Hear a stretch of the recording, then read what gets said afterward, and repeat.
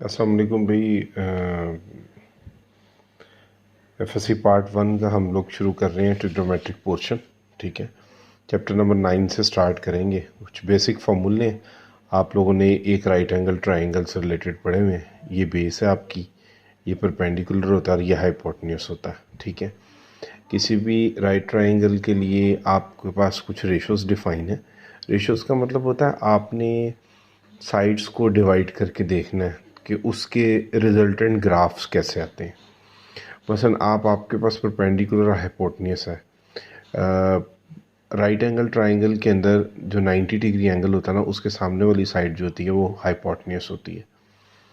उसके नीचे बेस होती है, उसके ऊपर जो परपेंडिकुलर आ रहा है वो लाइन आ रही होती है, ये वाली 90 डिग्री पे, उसको परपेंडिकुलर बोलते हैं। ये याद रखिएगा कि hypotenuse is always greater than perpendicular और परपेंडिकुलर ग्रेटर देन होता है बेस के। ये जनरल रूल है एक राइट एंगल ट्राइंगल के लिए।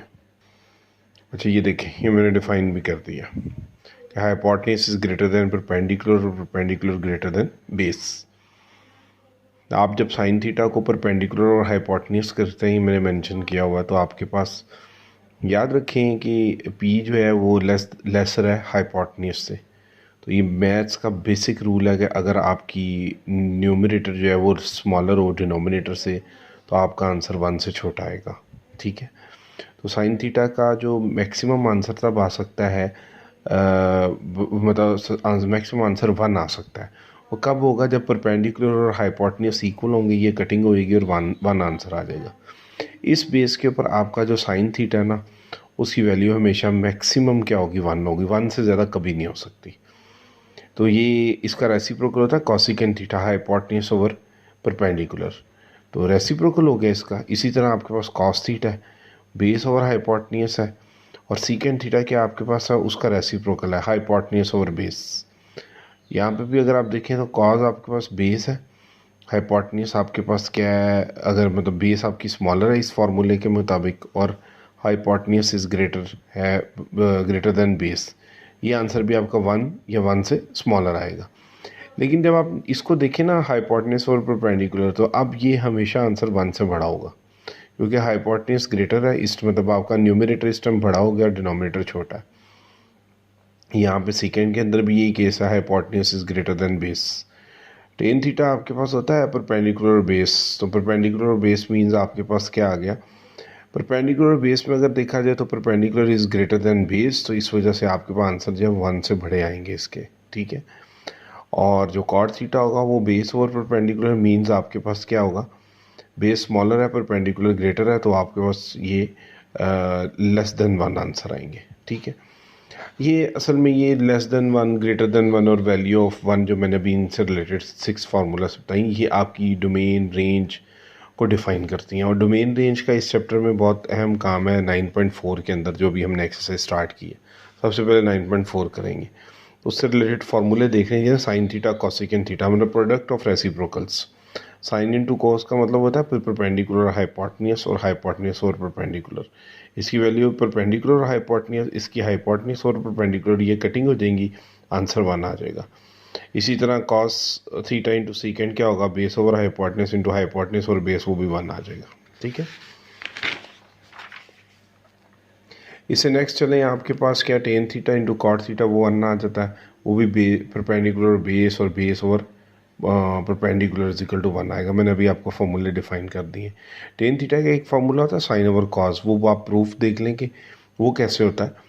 आपकी पास value sine P over H, और अभी आपने कॉस थीटा की पिछले पेज पे देखिए बेस ओवर एच, एच से कैंसिल हो जाएगा। ठीक है, तो ये आपके पास क्या आ जाएगा? P over B. इसको परपेंडिकुलर बेस आपने पढ़ा हुआ है, वो किसके इक्वल होता है? टेन थीटा के। तो इस तरह टेन थीटा के 2 फार्मूले हो गए।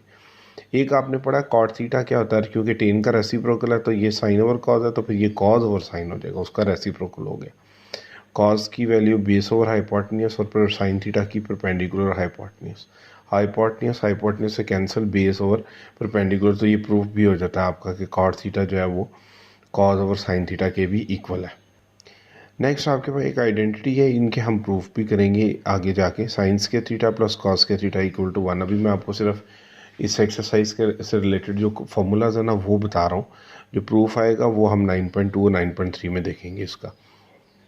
साइन स्क्वायर थीटा इधर रखें, वन उस साइड पे जाके कॉस स्क्वायर थीटा माइनस हो जाएगा वन के उस पार, और दोनों तरफ अंडर रूट ले लें तो साइन थीटा आपके पास क्या आएगा, plus minus under root one minus cos square theta. इधर से तो स्क्वायर अंडर रूट से कैंसिल हो जाएगा।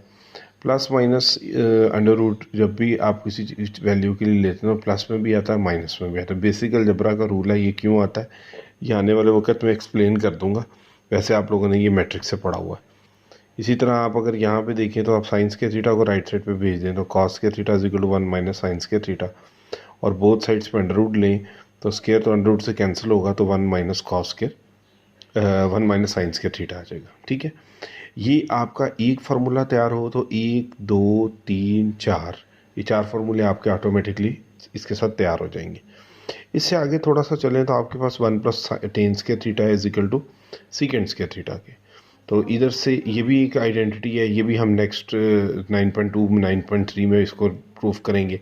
वन राइट साइड पे माइनस हो जाएगा तो टेन स्क्वायर थीटा का एक फार्मूला आ गया secant square theta minus one, ये मतलब हम कह सकते हैं कि tan in terms of secant आ गया।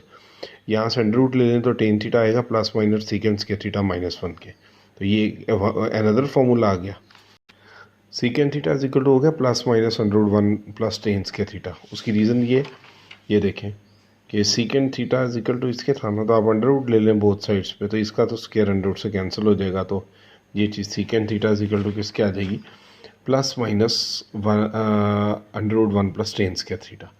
इसके बाद आपके पास secant square theta minus tan square theta is equal to one है। वो इस तरह कि आप एक काम करें ना, ये फार्मूला था, आप इस टेन स्क्वायर थीटा को उधर भेज दें तो secant square theta minus tan square theta is equal to one. एक वन का फार्मूला ये आ गया और एक यहाँ से ये आ गया, ये वाला फार्मूला नंबर 21। फिर उसके बाद है one plus tan cot square theta is equal to cosecant square theta, इसका भी प्रूफ देखेंगे। वन राइट साइड पे जाके माइनस हो जाएगा और अंडर रूट ले लें तो ये अनदर फार्मूला बन जाएगा। उसके बाद आप क्या करते हैं, बोथ साइड्स पे अंडर रूट ले लेते हैं तो ये आपके पास अच्छा ये वाला तो हो गया ना अंडर रूट लेने के बाद। फिर इसका आप अगर अंडर रूट लें तो इधर भी अंडर रूट इधर भी, तो ये तो स्क्वायर अंडर रूट से कैंसिल हो जाएगा, तो जस्ट कॉसिकेंड थीटा रह जाएगा is equal to plus minus one plus cot square theta आ जाएगा। और नेक्स्ट में आप एक और काम करें, यहाँ से कॉट स्क्वायर थीटा को राइट पे भेज दें तो आपके पास cosecant square theta minus cot square theta is equal to one आ जाएगा। अब आप नेक्स्ट में देखें इसमें कि sine theta is equal to one over cosecant था और cosecant one over sine theta था। ये भी प्रॉपर्टी है, बहुत जगहों पे इस्तेमाल होगी कि एक दूसरे के ये रेसिप्रोकल होते हैं, और ये चीज़ आपने असल में पीछे देखी भी है। यहाँ पे अगर इन दोनों की product is equal to one है तो इसको एक बार उधर डिवाइड कर देंगे, इसको एक बार उधर डिवाइड कर दें, तो यही चीज़ इधर हम इस्तेमाल करेंगे। इसी तरह secant theta one over cause, अगर वन ओवर सीकेंड है तो फिर सीकेंड वन ओवर कॉज हो जाएगा। ठीक है, और 31 formula tan theta one over cot है और फिर cot theta is equal to one over tan theta.